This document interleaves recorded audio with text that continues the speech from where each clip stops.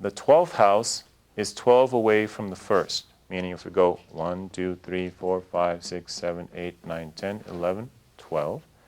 The 12th house to any house is the negation of that house. So you can write that down. The 12th house to any house is the negation of that house.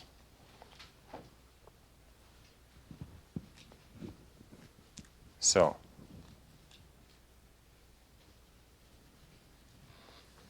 here's what that means. I like this look. What? Shaggy? Okay, the 4th house. Let's look at the 4th house. 4th house rules what? Mother. And what? Let's take the meaning of home. Let's count 12 away.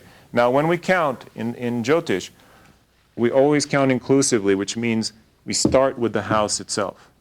So 1, okay, count with me. 1, 2, 3, 4, 5, 6, 7, 8, 9, 10, 11, 12. So this house is the 12th to the 4th. Means it negates the 4th.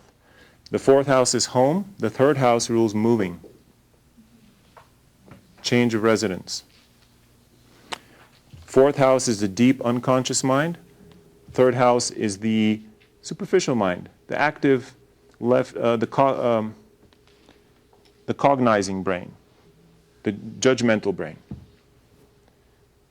What if you look at the 9th house? What's the 12th to the 9th? Not you, astrologer woman.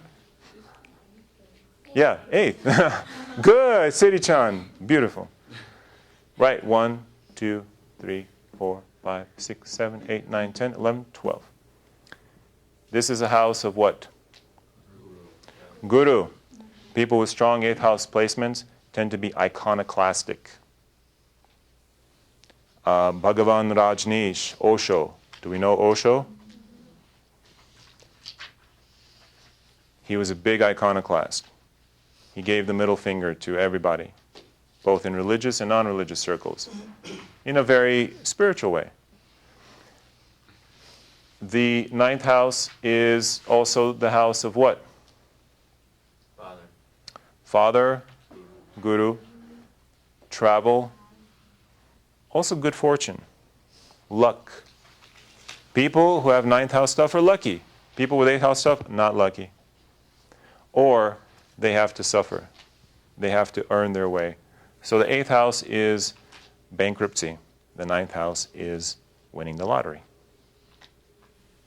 Bankruptcy, winning the lottery. The negation to that house. This doesn't work all the time for every issue, but typically the 12th to any other house is the negation of that house.